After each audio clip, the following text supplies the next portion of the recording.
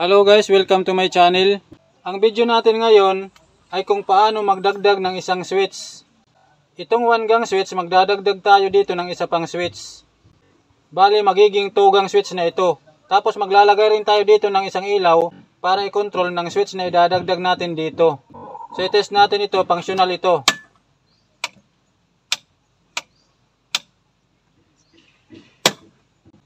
So bubuksan muna natin ito tapos magdadagdag tayo ng isang switch dito.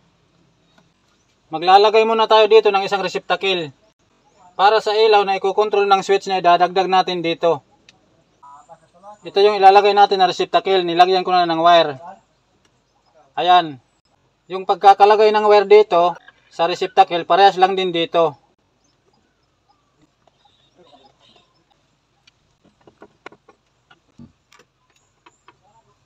Magdadagdag naman tayo dito ng isa pang wire para sa switch na idadagdag natin. Ito yung ilalagay natin. 2 wire yung laman ng PDX wire. Isa lang ang gagamitin natin, bakante ang isa.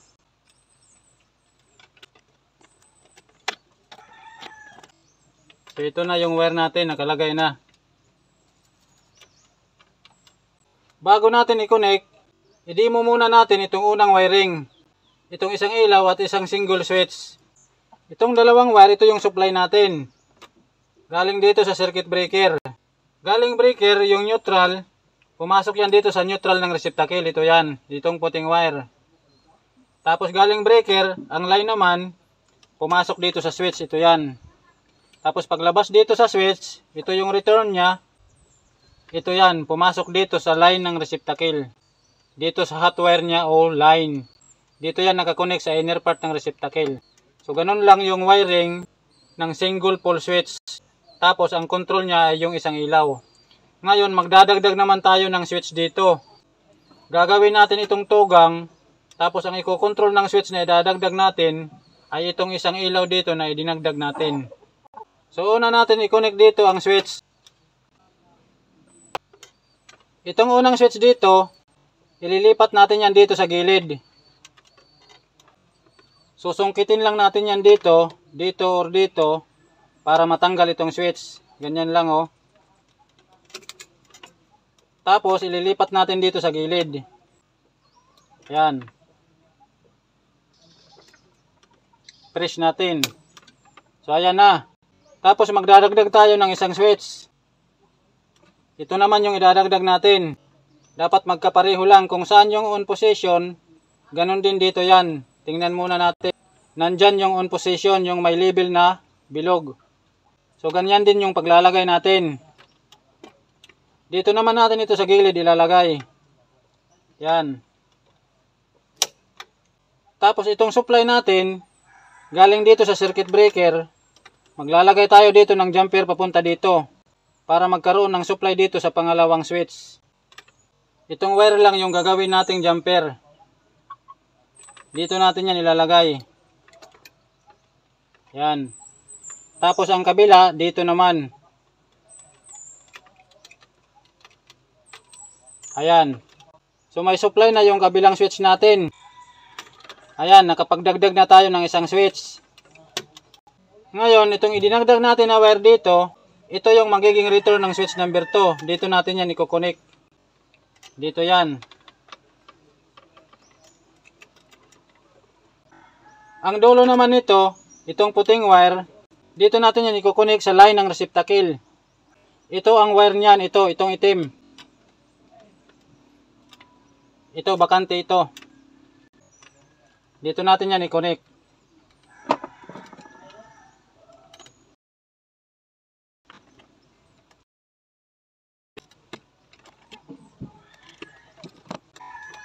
So nakakonect na yung return ng switch natin. Nakakonect na yung isang wire ng receptacle.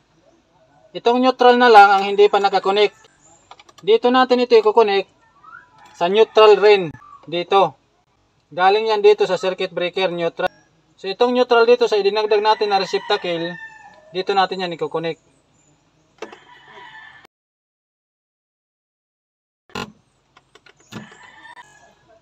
I-connect natin yan dito.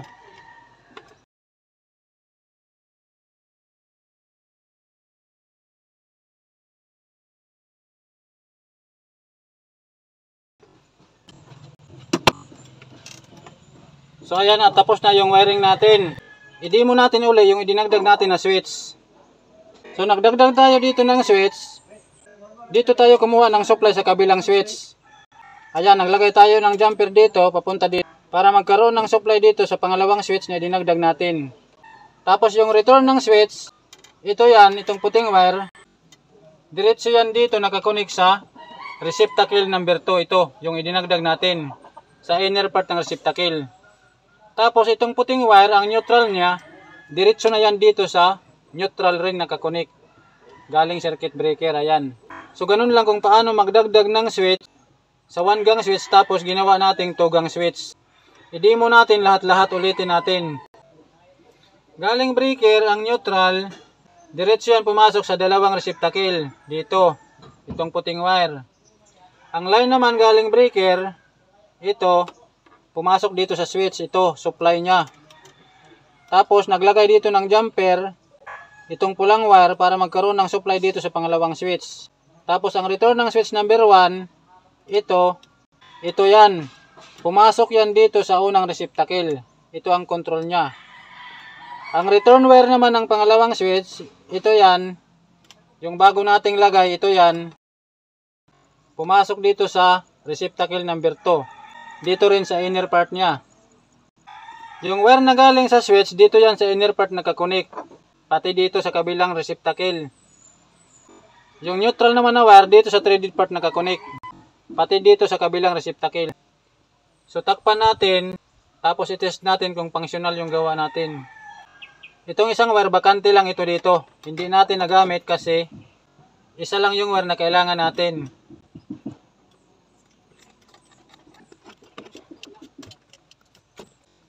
Itest natin kung walang shorted.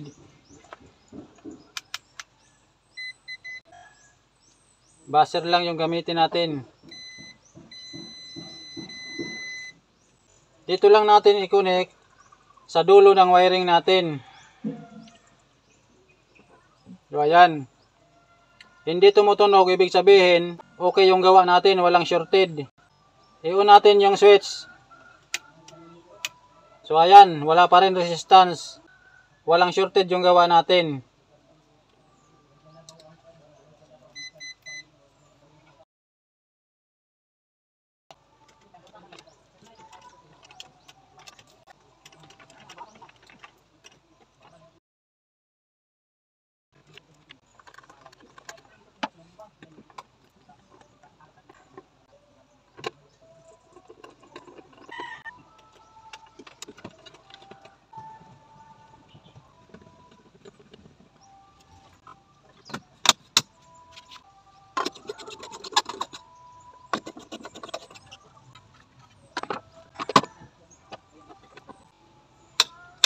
I-on natin ang circuit breaker. I-on natin ang switch. Switch 1. Switch 2.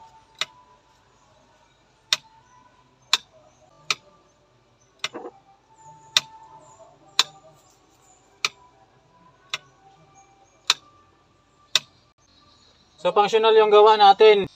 Ganun lang kung paano magdagdag ng switch. Tapos ang i-control niya ay isang ilaw rin. Sana po ay may natutunan kayo dito. Salamat sa pakikinig at panonood.